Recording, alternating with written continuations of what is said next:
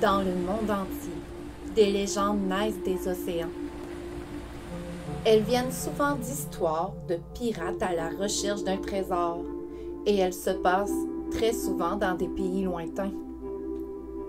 Mais si je te disais que nous avons nous aussi ces légendes dans notre pays? Il y en a une, entre autres, qui se passe pas très loin de chez moi, dans la baie des Chaleurs, à l'époque du 18e siècle. Elle a pour personnage principal le capitaine Craig, qui était reconnu pour ses méfaits. Mais qu'est-il arrivé à ce pirate pour mériter ainsi sa légende? Eh bien, c'est ce que je vais te raconter aujourd'hui.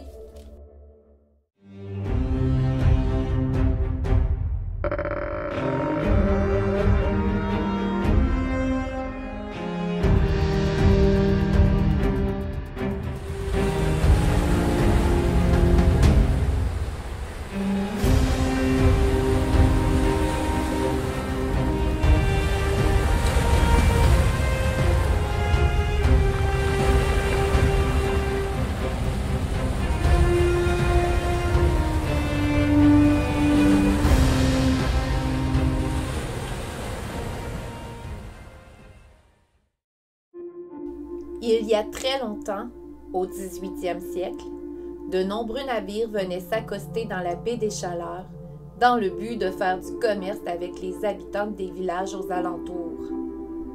Les préférences des navigateurs étaient les villages amérindiens, car ceux-ci possédaient de nombreux objets convoités par les pirates, comme la fourrure.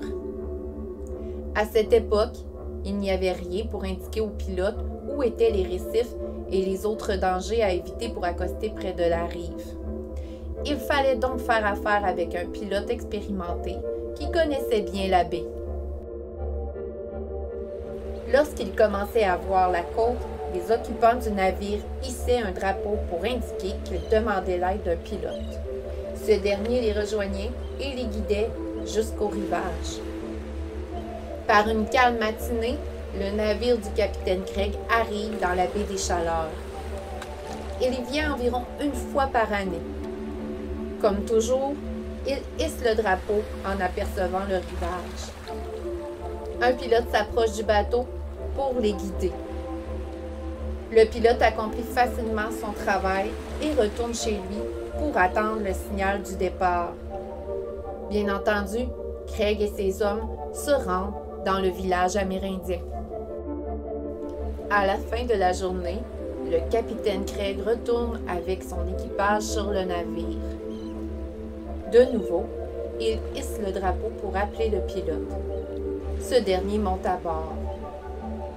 Une fois l'ancre remontée, le pilote entend des gémissements et des cris étouffés.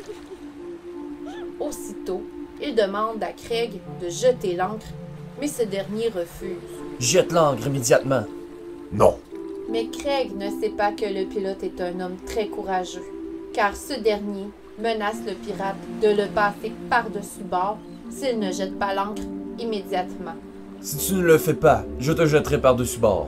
Craig exécute à contre-cœur la demande en donnant l'ordre de jeter l'ancre. Le pilote fouille le bateau et trouve dans la cale deux jeunes Amérindiennes ligotées et très apeurées.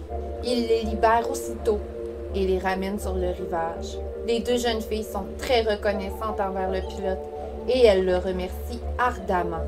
Le pilote veut prendre congé pour retourner faire son travail sur le bateau de Craig, mais les jeunes Amérindiennes supplient le pilote de ne pas y retourner, car une grande catastrophe va se produire sur ce bateau, puisqu'un mauvais sort lui a été jeté.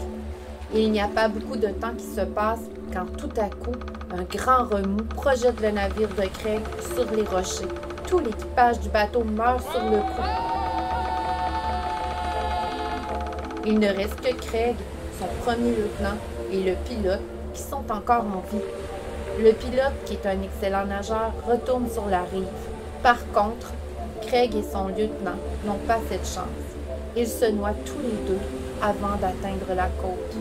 Les deux jeunes Amérindiennes, depuis la rive, ont assisté à toute la scène en tremblant de peur. Le soir venu, le ciel était calme mais orageux. Certaines personnes erraient sur la grève. Lorsque tout à coup, des témoins virent sur la baie une boule de feu qui prit la forme du navire du capitaine Craig. Certains racontent même qu'ils ont vu l'équipage hisser le drapeau d'appel. C'est depuis ce temps que des milliers de témoins affirment avoir vu le bateau fantôme.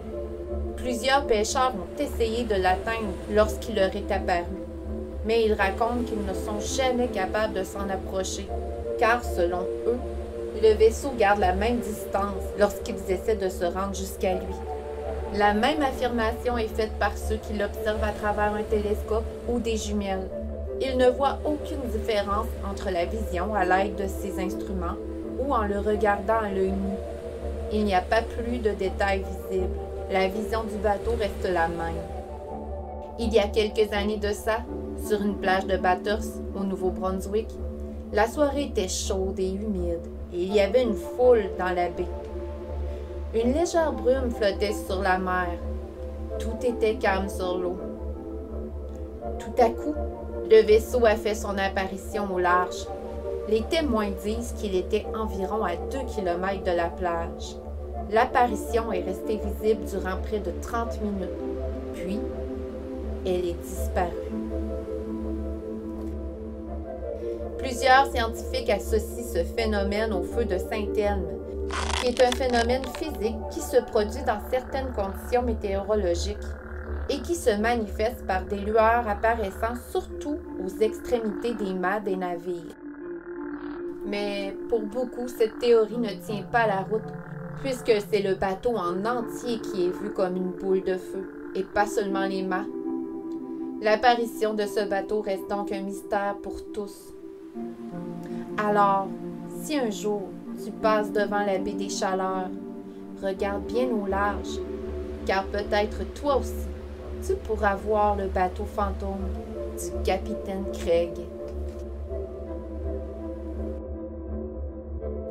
Voilà, je t'ai raconté l'une des versions de cette légende, mais il y en a de nombreuses autres. Tout dépend de celui qui la raconte en y ajoutant sa couleur. Viens me revoir très bientôt pour que je te raconte d'autres belles histoires. À la prochaine!